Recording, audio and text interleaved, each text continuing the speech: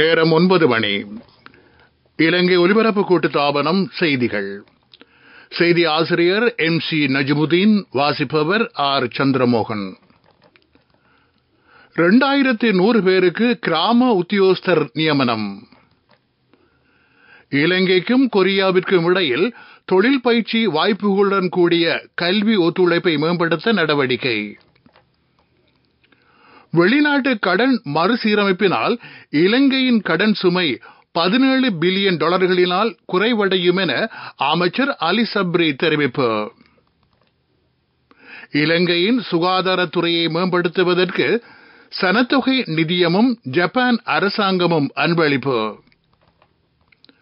கடும் வெப்பத்தினால் யாழ்ப்பாணத்தில் 5 உயிரிழப்பு. அஸ்ட்ராசெனேகா கோவிட் தடுப்பூசியை மீளப் பெறுவதற்கு குறித்த நிறுவனம் தீர்மானம்.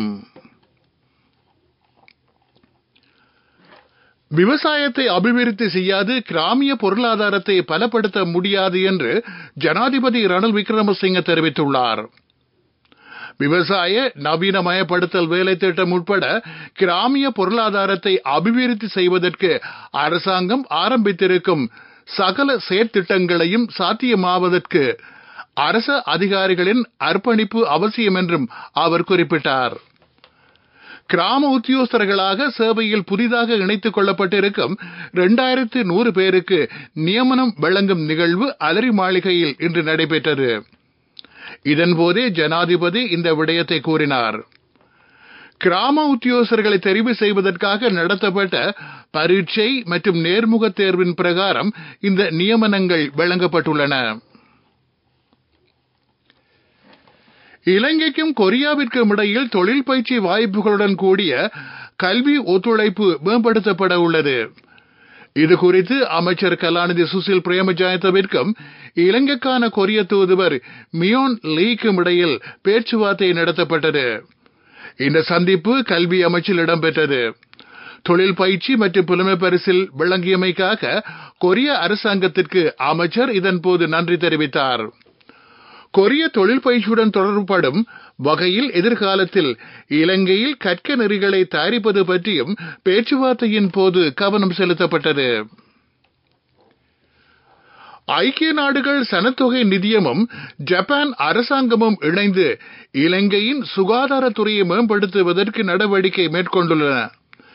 இதன்படி ஊவா, மத்திய, தென் மாகாணங்களில் சுகாதார சேவைகளை முன்னெடுப்பதற்கு 3 வாகனங்கள் வழங்கப்பட்டுள்ளன. குறித்த வாகனங்கள் சுகாதார அமைச்சிடம் கையளிக்கப்பட்டுள்ளன. அதன் பெறுமதி $3,80,000 ஆகும். நாட்டில் தற்போது நிலவும் கடுமையான வெப்பத்தினால் யாழ்ப்பாணத்தில் 5 உயிரிழந்துள்ளதாக யாழ்ப்பாண போதனா வைத்தியசாலையின் மருத்துவ நிபுணர் டாக்டர் டி பேரானந்த ராஜா தெரிவித்துள்ளார். குறித்த நபர்கள் வெவ்வேறு சிகிச்சைகளுக்காக அனுமதிக்கப்பட்ட போதும் கடும் உஷ்ணத்தினால் ஏற்பட்ட ஹீட் ஸ்ட்ரோக் அவர்களின் மரணத்திற்கு காரணம் என அவர் குறிப்பிட்டார். கடும் உஷ்ணத்திலிருந்து பாதுகாத்துக் கொள்ள நீர் ஆகாரங்களை அதிக அளவில் அருந்த வேண்டும் என்றும் அவர் கேட்டுக்கொண்டார்.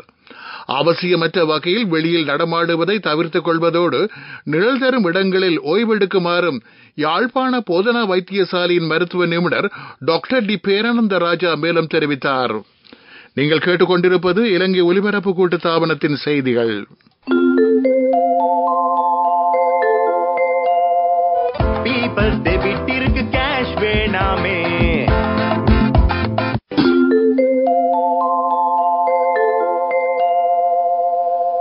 டயனா கமகேயின் பாராளுமன்ற உறுப்புரிமை நீக்கப்படுவதனால் ஏற்படும் வெற்றிடத்திற்கு முன்னாள் பாராளுமன்ற உறுப்பினர் முஜிபுர் ரஹ்மானின் பெயரை முன்மொழிய உள்ளதாக எதிர்க்கட்சித் தலைவர் சஜித் பிரேமதாச தெரிவித்துள்ளார். இதுபற்றி தேர்தல்கள் திணைக்களத்திற்கு அறிவிக்க உள்ளதாகவும் அவர் குறிப்பிட்டுள்ளார். வெளிநாட்டு கடன் மறுசீரமைப்பை ஜூன் மாதத்தை அண்மிக்கும் போது பூர்த்தி செய்வதற்கு அரசாங்கம் எதிர்பார்த்துள்ளது. கடன் மறுசீரமைப்பு பணிகளை வெற்றிகரமாக முன்னெடுப்பதன் மூலம் இலங்கையின் கடன் சுமையை $17 பில்லியன் குறைக்க முடியும் என்று அமைச்சர் அலி சப்ரி தெரிவித்துள்ளார். சர்வதேச நாணய நிதியத்தின் அடுத்த தவணை கிடைத்த பின்னர் நாட்டின் அபிவிருத்தி செயற்திட்டங்களை முன்னோக்கி கொண்டு செல்ல முடியும் என்றும் அவர் குறிப்பிட்டார். ஜனாதிபதி ஊடக மையத்தில் இன்று நடைபெற்ற ஊடகவியலாளர் சந்திப்பின் போதே அமைச்சர் இந்த விடயத்தை தெரிவித்தார். தேசிய கல்வி முகாமைத்துவ தகவல் கட்டமைப்பின் தற்போதைய நிலவரம் தொடர்பில் அரச கணக்குகள் தொடர்பான செயற்குழு கவனம் செலுத்தியுள்ளது. குறித்த கட்டமைப்பின் தரவு கட்டமைப்பு 2012ஆம் ஆண்டு ஆரம்பிக்கப்பட்டது. எனினும் இன்னும் எதிர்பார்த்த இலக்கை அண்மிக்கவில்லை என்று அதிகாரிகள் செயற்குழு முன்னிலையில் தெரிவித்தனர். தரவு கட்டமைப்பு பற்றி 4 ஆண்டுகளாக பேச்சுவார்த்தை நடத்தப்படுகின்ற போதும் எதிர்பார்க்கப்பட்ட இலக்கை இன்னும் அடையாமைக்கு செயற்குழு அதிருப்தி தெரிவித்தது. செயற்கை நுண்ணறிவு பற்றிய தெளிவை சகல பிள்ளைகளுக்கும் வழங்க வேண்டும் என்று ஐக்கிய தேசிய கட்சியின் முன்னாள் பாராளுமன்ற உறுப்பினர் பேராசிரியர் ஆஷு மாரசிங்க தெரிவித்துள்ளார். ஜனாதிபதி ரணில் விக்ரமசிங்கவின் அரசியல் வேலை திட்டங்களை பாராட்ட வேண்டும். சகலரும் தற்போதைய ஜனாதிபதியுடன் இணைந்து செயற்பட வேண்டும் என்றும் அவர் குறிப்பிட்டார். ஐக்கிய தேசிய கட்சியின் தலைமையகம் ஸ்ரீகொத்தாவில் இன்று நடைபெற்ற ஊடகவியலாளர் சந்திப்பின் போதே பேராசிரியர் ஆஷு மாரசிங்க இந்த விடயத்தை தெரிவித்தார். பீப்பிள்ஸ் பேங்க் டெபிட் கார்டு இருக்கும்போது இப்போ கையில கேஷ் வச்சுக்க தேவையில்லை. எல்லா பேமெண்ட்டுக்கும் ஸ்வைப் பண்ணுங்க, டேப் பண்ணுங்க.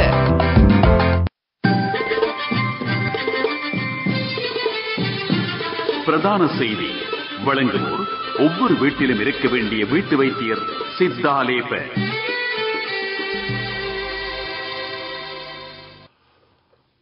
ஆய்வுகளுக்கான சர்வதேச மத்திய நிலையம் முன்னெடுக்கும் யாழ்ப்பாணம் கல்வி நிகழ்ச்சி திட்டத்தின் 2வது அமர்வு எதிர்வரும் சனி மற்றும் ஞாயிற்றுக்கிழமைகளில் நடைபெற உள்ளது.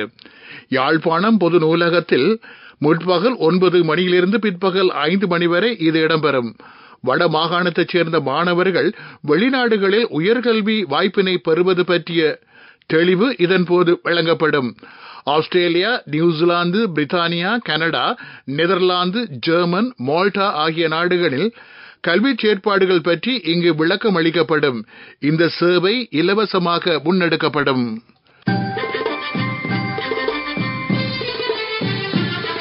பிரதான செய்தி வழங்கியோர் ஒவ்வொரு வீட்டிலும் இருக்க வேண்டிய வீட்டு வைத்தியர் சித்தாலேப.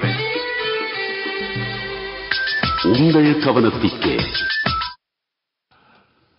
கண்டி மாவட்டத்தில் அடுத்த மாதத்தில் டெங்கு நோயாளர்களின் எண்ணிக்கை அதிகரிக்கலாம் என்று சுகாதார பிரிவு எச்சரிக்கை விடுத்துள்ளது. மாவட்டத்தில் இந்த வருடத்தின் இதுவரையான காலப்பகுதியில் 9 டெங்கு நோயாளர்கள் உயிரிழந்திருக்கின்றார்கள். இதேவேளை மே, ஜூன் மாதங்களில் டெங்கு தொற்று அதிகரிக்கும் என்றும் அச்சம் வெளியிடப்பட்டுள்ளது. இந்த அபாய நிலையிலிருந்து பாதுகாப்பு பெறுவதற்கு சுற்றுப்புற சூழலை சுத்தமாக வைத்திருக்குமாறு வேண்டுகோள் விடுக்கப்பட்டுள்ளது. உலகச் செய்திகள்.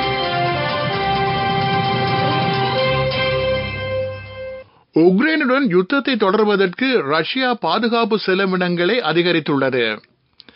இதன்படி மொத்த உள்நாட்டு உற்பத்தியில் 7% தேசிய பாதுகாப்பிற்கு ஒதுக்குமாறு ஜனாதிபதி விளாடிமிர் புட்டின் உத்தரவு பிறப்பித்துள்ளார். ரஷ்யாவின் இந்த வருடத்தின் யுத்த செலவுகள் $143 பில்லியன் கடந்துள்ளது. இதேவேளை யுத்த தளவாட உற்பத்திகளை மேம்படுத்துமாறும் பாதுகாப்பு அமைச்சிற்கு ஆலோசனை வழங்கப்பட்டுள்ளது. உலகளாவிய ரீதியில் பகிர்ந்தளிக்கப்பட்டுள்ள தமது உற்பத்தியான கோவிட் தடுப்பூசியை மீளப் பெறுவதற்கு ஆஸ்ட்ராசெனேகா நிறுவனம் தீர்மானித்துள்ளது. சந்தையில் தேவைக்கு அதிகமான அளவு கோவிட் தடுப்பூசிகள் உள்ளதனால் தமது உற்பத்தியை மீளப் பெறுவதாக அந்த நிறுவனம் தெரிவித்துள்ளது. உலகச் செய்திகள் கேட்டீர்கள். அபிவிருத்தி செய்திகள். இலங்கையின் பொருளாதாரத்தை சிறப்படுத்தும் வேலை திட்டங்களுக்கு கனடா தொடர்ந்து ஒத்துழைப்பு வழங்கும் என்று கனடிய உயர்ஸ்தானிகர் எரிக் வால்ஷ் தெரிவித்துள்ளார். ராஜாங்க அமைச்சர் செயான் சேமசிங்கமிற்கும் உயர்ஸ்தானிகருக்கும் இடையிலான சந்திப்பு நிதி அமைச்சில் நடைபெற்றது.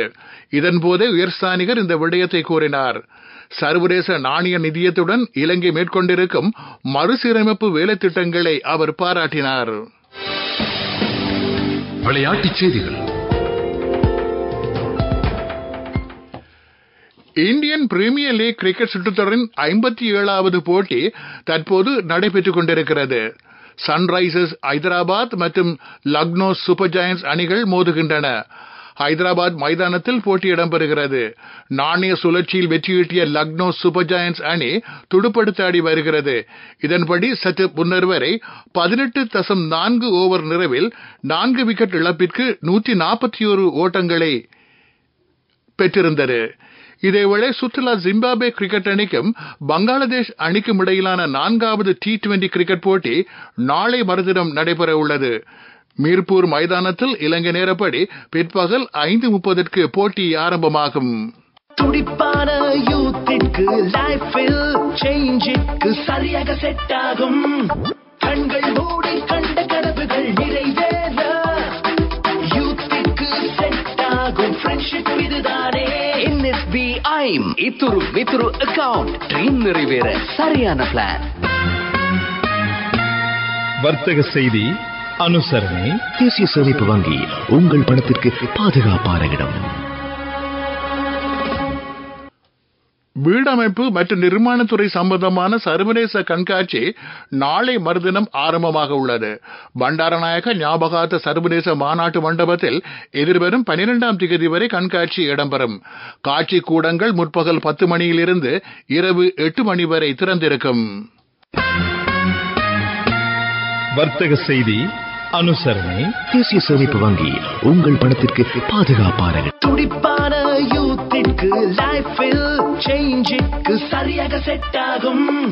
கண்கள் மூடி கண்ட கனவுகள் நிறைவேற யூத்திற்கு செட் ஆகும் ஃப்ரெண்ட்ஷிப் இதுதானே. NSB ஐம் இத்துரு வித்துரு அக்கவுண்ட் ட்ரீம் நிறைவேற சரியான பிளான். பொருளாதார செய்திகள். இலங்கையின் உத்தியோகபூர்வ நிதி ஒதுக்கம் மேலும் அதிகரித்துள்ளது. கடந்த மாதம் நிறைவடையும் போது 5.43 பில்லியன் ஒதுக்கம் காணப்பட்டது. இது கடந்த மாதத்திற்கு முந்தைய மாதத்துடன் ஒப்பிடும்போது 9.6% அதிகரிப்பாகும். காலநிலை அறிக்கை. நாட்டின் பல்வேறு பிரதேசங்களில் மழையோ இடியுடன் கூடிய மழையோ பெய்யலாம் என்று வளிமண்டலவியல் திணைக்களம் எதிர்வு கூறியுள்ளது. வடமத்திய மத்திய சப்ரகமுவ ஊவா கிழக்கு மாகாணங்களின் சில இடங்களில் 75 மில்லிமீட்டர் மழை வீழ்ச்சி பதிவாகக்கூடும். புத்தளத்திலிருந்து கொழும்பு காலி ஊடாக ஹம்பாந்தோட்டை வரையான கரையோர பிரதேசங்களில் நாளை காலையிலும் மழை பெய்யலாம். இடியுடன் மழை பெய்யும் போது காற்றின் வேகம் அதிகரித்து காணப்படும் என்று திணைக்களம் விடுத்திருக்கும் அறிக்கையில் குறிப்பிடப்பட்டுள்ளது. காலநிலை அறிக்கை கேட்டீர்கள். மீண்டும் தலைப்புச் செய்திகள். 2100 பேருக்கு கிராம உத்தியோகஸ்தர் நியமனம். இலங்கைக்கும் கொரியாவிற்கும் இடையில் தொழில் பயிற்சி வாய்ப்புகளுடன் கூடிய கல்வி ஒத்துழைப்பை மேம்படுத்த நடவடிக்கை. வெளிநாட்டு கடன் மறுசீரமைப்பினால் இலங்கையின் கடன் சுமை $17 பில்லியன் குறைவடையும் என அமைச்சர் அலி சப்ரி தெரிவிப்பு. இலங்கையின் சுகாதாரத்துறையை மேம்படுத்துவதற்கு சனத்தொகை நிதியமும் ஜப்பான் அரசாங்கமும் அன்பளிப்பு. கடும் வெப்பத்தினால் யாழ்ப்பாணத்தில் 5 உயிரிழப்பு. அஸ்ட்ராசெனேகா கோவிட் தடுப்பூசியை மீளப் பெறுவதற்கு குறித்த நிறுவனம் தீர்மானம். இத்துடன் செய்திகள் முடிவடைந்தன. எமது அடுத்த பிரதான செய்தி நாளை காலை 6 மணிக்கு ஒலிபரப்பாகும்.